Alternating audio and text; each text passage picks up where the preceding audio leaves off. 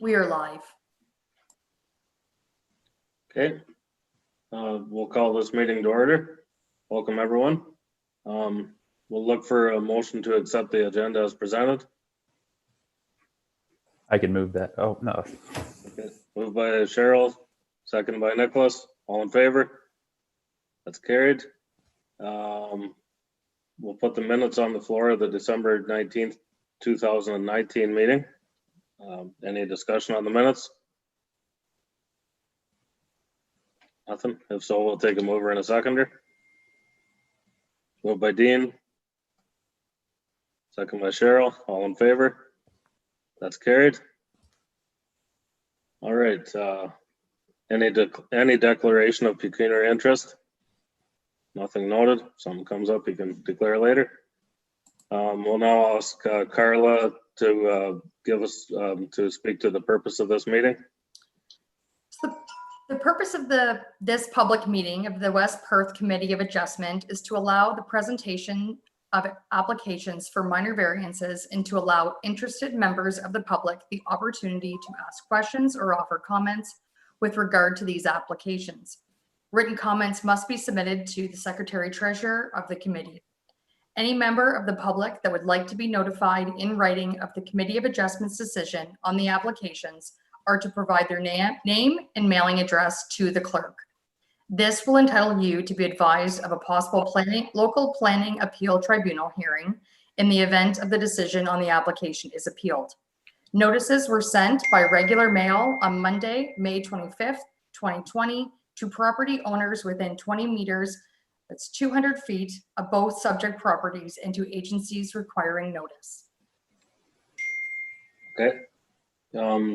This meeting is to consider an application for a minor variance for lands owned by Pat Skunnerwood Acres, known as Lot 2, Concession 5, former Township of Hibbert, also 6465, line 28, Hibbert Ward, West Perth.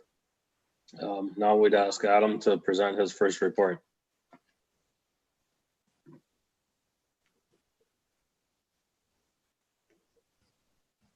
You have to unmute if you would like to hear us. We can't hear you there, Adam. Thank you. Sorry about that.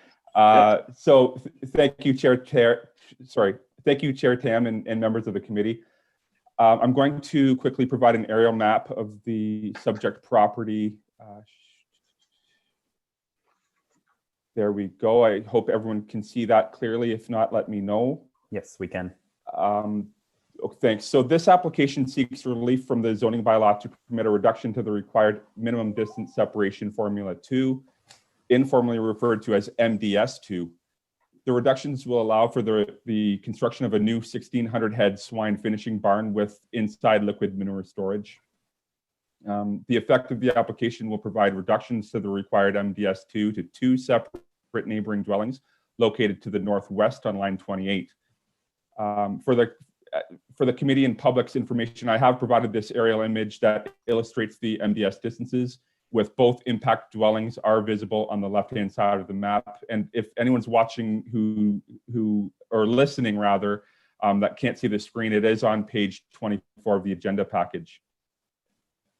I've noted in my report that it's my opinion that the MDS guidelines have been misinterpreted by the applicant, but not in an intentional manner, which I will describe. The applicant has noted the built-in doubling provision of the guidelines, which permits the approximate doubling of a livestock barn to occur no sooner than 3 years following the first building permit. And the guidelines do not allow for this provision to be bypassed.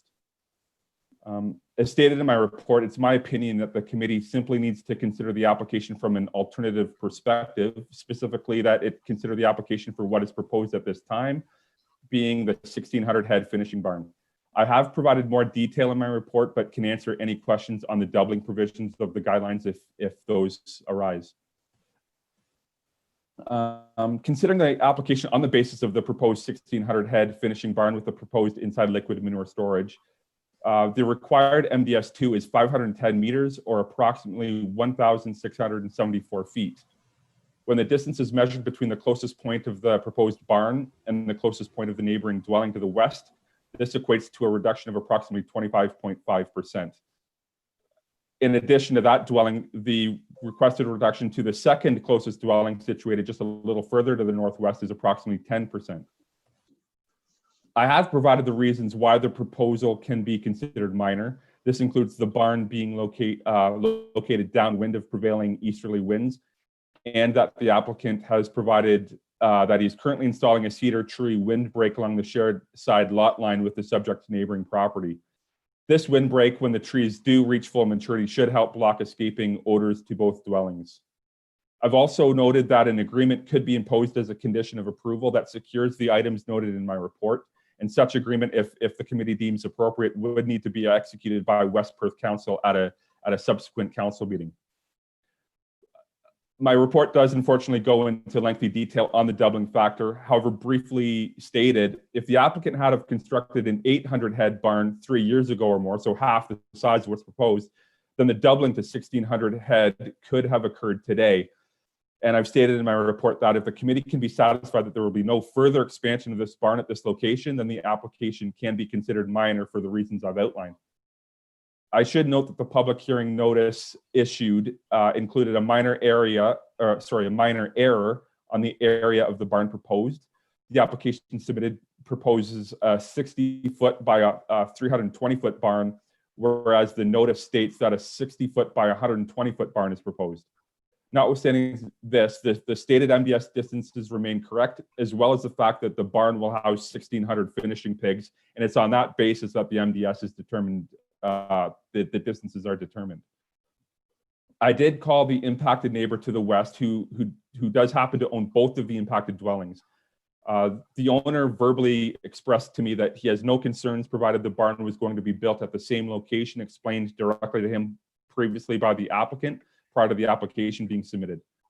And finally, I noted through review of the application that the review of the proposed barn is noticeably larger than what is contemplated by the MDS calculation. This does lead to a concern about whether or not more than 1,600 finishing pigs would be housed in the barn, but the applicant has provided follow-up information to me that he advises that the larger barn provides space for offices and maintenance rooms, amongst other things, and more importantly, provides each pig with more room for animal welfare purposes, leading to less animal stresses, injuries, and etc. I have provided my recommendation that the Committee of Adjustment approve application number D1301-2020 as amended to permit the required MDS 2 for the construction of a new 1,600 head finishing barn with the following 4 conditions. Firstly, that prior to the issuance of a building permit for the new swine finishing barn, the owner shall enter into an agreement with the municipality which prohibits any further expansion of the 1,600 head finishing barn.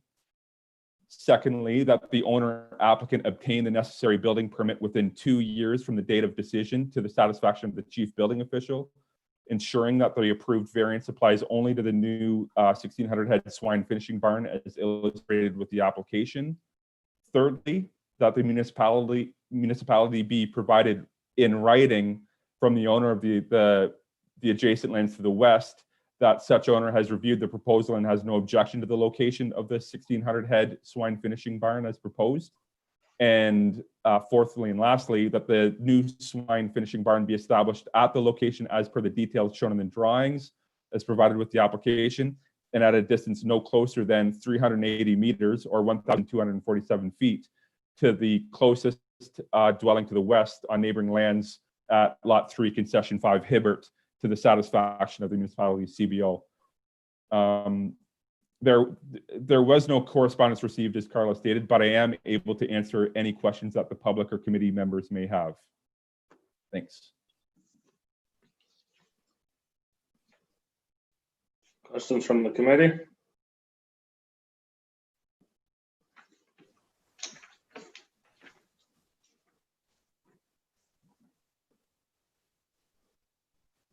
Anybody?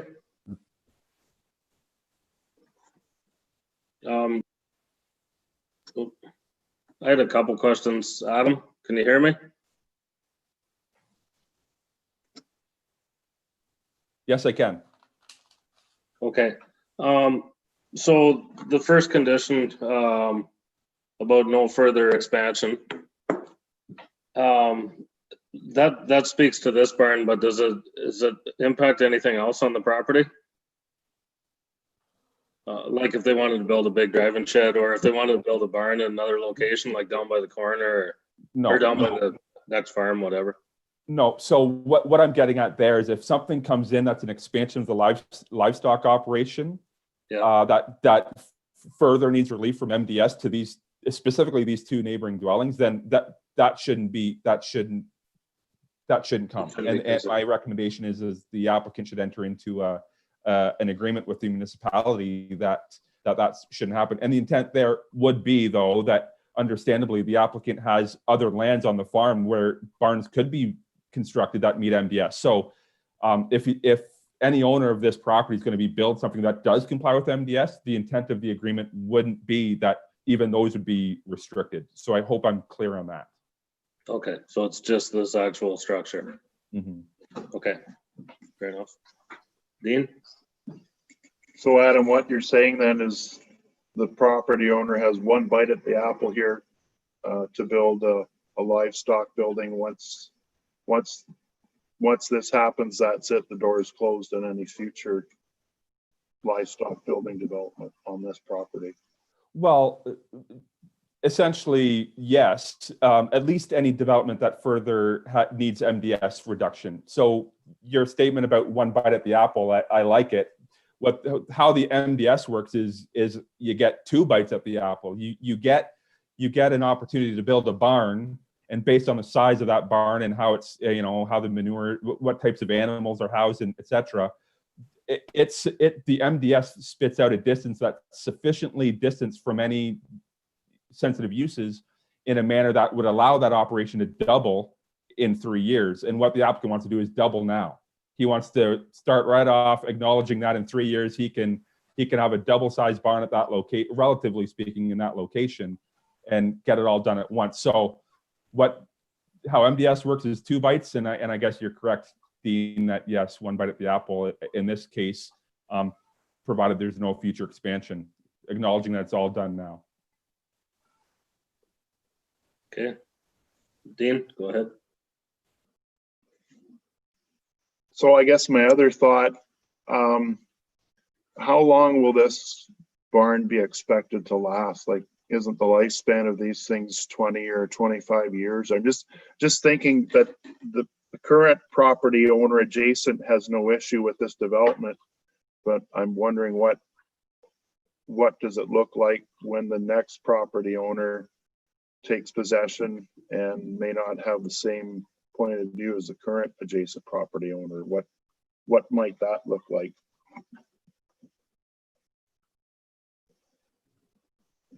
Go ahead, Adam. Thank you. Well, that's ultimately a decision that the committee needs to make. But if I go back to and share my screen to that one illustration that I provided, here I go now. We can see the proposed barn in white.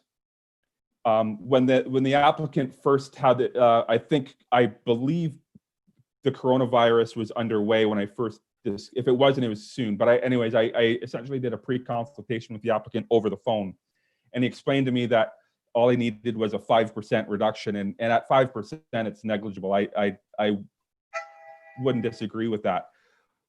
What he's doing here.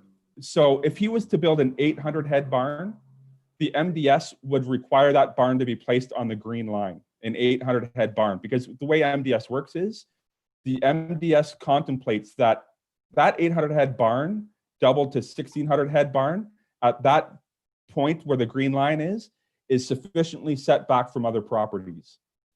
Where I have concern is if a 1600 head barn needs to further expand to 32, and I did provide some tables in my report, a 32 head barn of this style would need to be out beyond the blue and purple circles.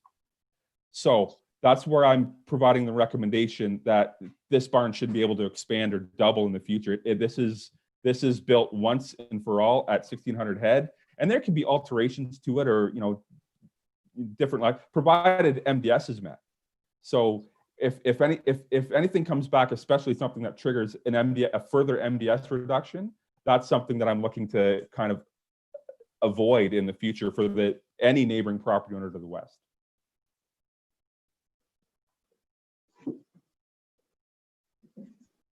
Okay, anything further from the committee? If not, then I'd ask Carla if there's any correspondence.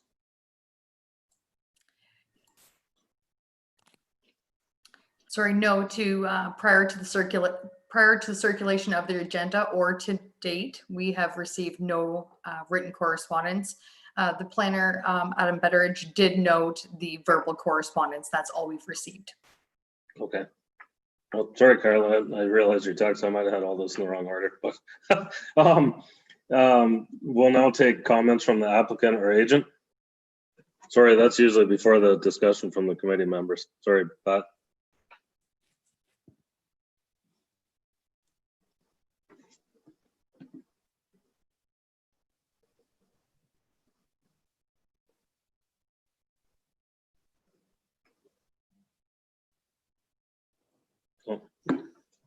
We can't hear you guys there. I think you're muted.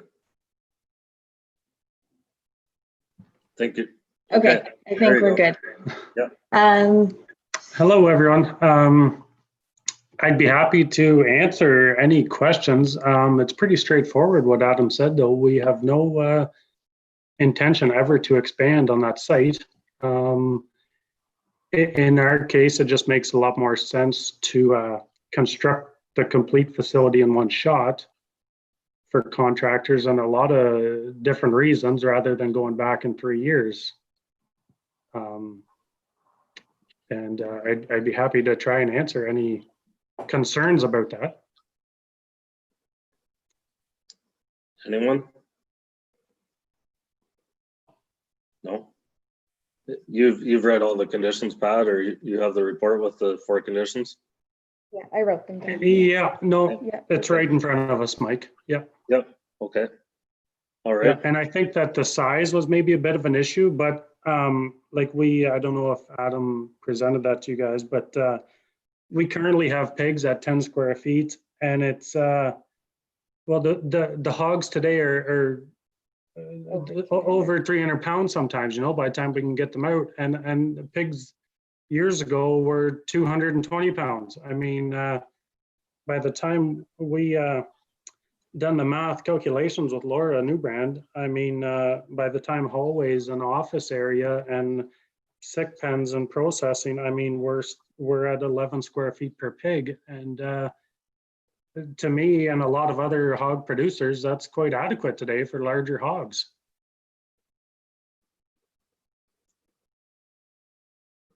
All right. My only other comment is I got to get you a new hat, but I didn't declare a conflict. Dear. I'll wait for it. Okay. Anything from members of the public? Any members of the public with us, Carla? Sorry, no. At the time of the meeting, nobody indicated that they wanted to participate other than the 2 applicants before you. Okay. All right. Anything else from the committee? I'll move approval with the conditions then. Okay. Yeah, we'll bring the discussion to close. This discussion to a close, and Nicholas moves this. Do we have a seconder? Moved by Nicholas, second by Cheryl. All in favor? Thank you. All right. And can you explain the timeline for, there's no appeal, is there, Carla, with this? Sorry, yes. So 20-day appeal? under the Planning Act, it requires a 10-day appeal. 10 And the days. 10 days is calculated as of the date of the decision. So today would be considered day 1. There's that 10-day appeal, and then I'll circulate the notice of no appeal. I should note, though, that should there be an appeal, currently under COVID, there has been a freeze put on all LPAT and appeal decisions, so that if there was an appeal, it would be a much longer time frame. I believe it's 15 or 20 days after the termination of the declaration that you'd be able to then submit and start that appeal process. But given that there was no indication, no concerns, no comments received by myself. I don't see this being a concern. Okay, so Pat can get his permit in 11 days if there's no appeals. 11 days, yeah. Okay, alrighty. Okay, thanks, guys. Thank Thank you. you. We'll move on to the next application then. Okay, we ready for the next one?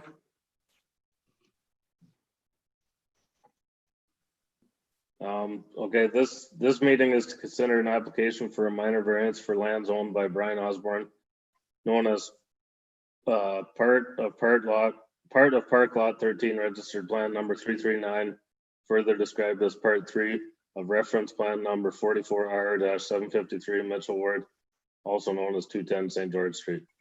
We'll ask Adam to present this report.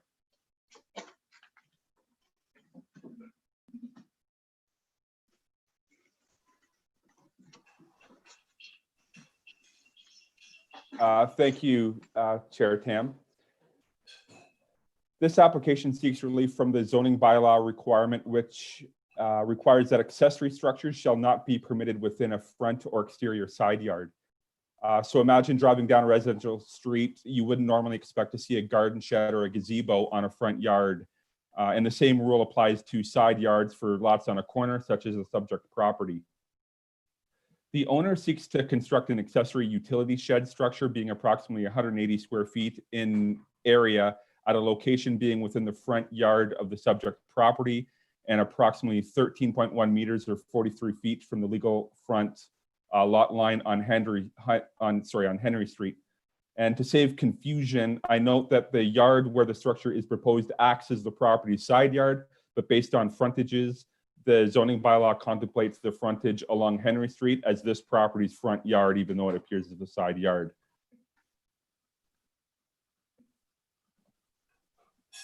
I would like to the committee and the public to be cognizant of the fact that if this structure was added as a physical addition to the main dwelling at this location, a minor variance would not be required. This only has to do with the fact that a detached accessory structure is proposed.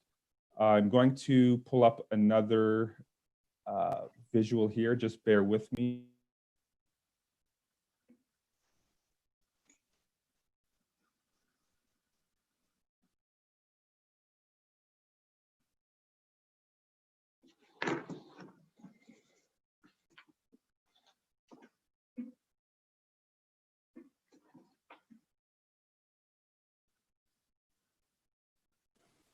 Adam, you're muted.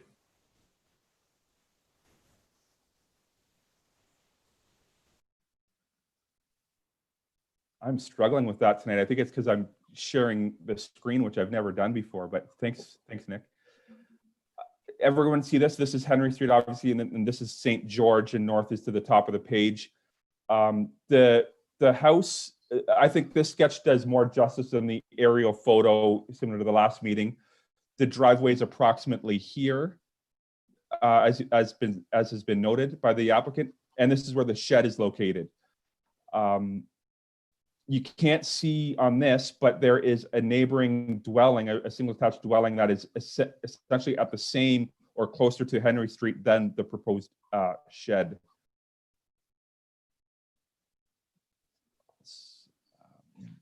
As Carla noted, the municipality did receive one piece of correspondence raising concern about sight lines for vehicular traffic coming from the new. Oh, sorry, Carla, did you raise?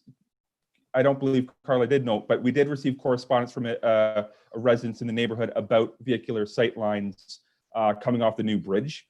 So in response to this, the structure will be located clearly set back close to 43 feet from Henry Street, and also set back from the intersection in what is referred to as the daylight triangle of an intersection. So in my opinion, I feel that the correspondence we've received is certainly a valid concern to be raised. However, the placement of the proposed structure will not cause any impact to traffic and sightlines. I have provided in the recommendation that the structure needs to be properly set back from Henry Street at the precise location desired by the owner, being almost 43 feet from Henry Street. As I provided in my report, I'm also concerned that the structure should not block views from the front windows of the neighboring dwelling to the west, which I outlined on that sketch. and accordingly, this is what the condition mainly satisfies. My review raises no concern with the proposal and considers the 4 tests for minor variance to be met, provided 2 conditions are imposed as per my recommendation, which reads as follows. That the Committee of Adjustment approve minor variance application number D1302/2020 to permit relief from the requirement of section 5.1.3 sub A of the zoning bylaw to permit the establishment of an accessory structure being a residential storage shed at a location being within the front yard of the subject property, and that the approval shall be subject to the following 2 conditions.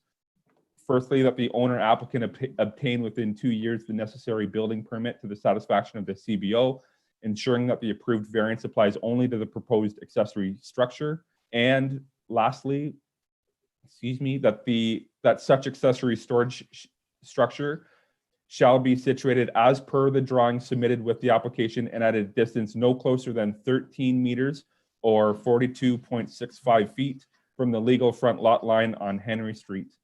This concludes my overview and recommendation of the report. I am able to answer any questions that the public or committee members may have. All right, I'll try and get this in the right order this time. So, Carla, we had the one piece of correspondence, the letter included in the package. Was there any other correspondence? No, in addition to what was provided in the amended agenda, nothing has been provided to date. Okay. All right. Is there an applicant or agent with us? No applicant or agent on this one? No, there is not. No. Okay. All right. Any members of the public? Nothing. Questions from committee members? Nobody? I don't have any, Mike. It seems straightforward. Yeah. I think so. It actually seems like it is a minor variance, very minor.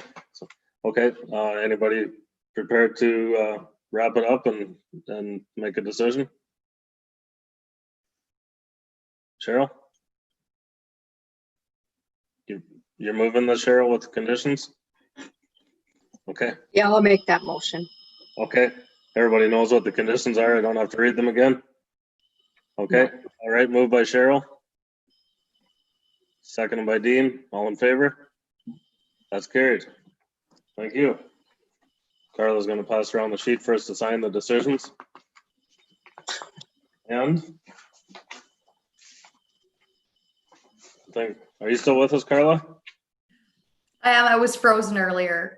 In lieu of passing around that sheet, what a planning lawyer has indicated is that to satisfy the Planning Act, we would be able to send each individual the sheet for you to sign and send back to the clerk's office.